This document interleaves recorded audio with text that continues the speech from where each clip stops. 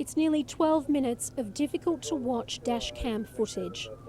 Initially, there are tense exchanges. Chief Alan Adam grows increasingly frustrated with police officers. An officer and Mr. Adam continue in heated argument. As the situation deteriorates and more officers arrive, one is seen running, tackling Mr. Adam to the ground. He repeatedly punches him while shouting, "Don't resist," as bystanders plead with him to stop.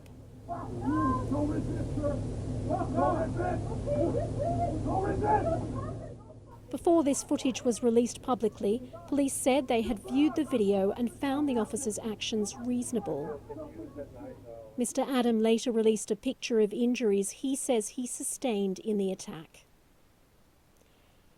The incident is now being investigated by the Alberta Serious Incident Response Team, but the Canadian Prime Minister is calling for an independent inquiry, and he and other officials are now talking about racism in the Royal Canadian Mounted Police.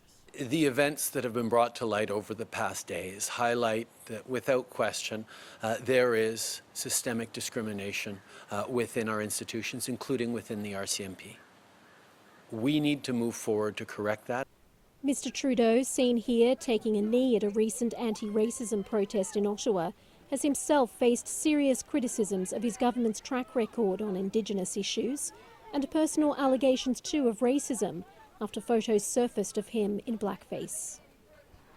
But this latest footage of Mr. Adams' violent arrest comes at a time when the Black Lives Matter demonstrations in Canada, initially denouncing the death of George Floyd in the US, have prompted a wider discussion about race and policing in Canada.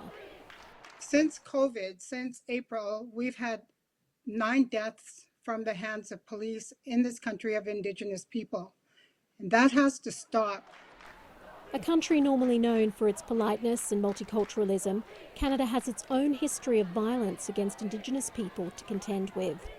Many will be hoping this is a galvanising moment when things finally start to change. Reged Ahmad, BBC News.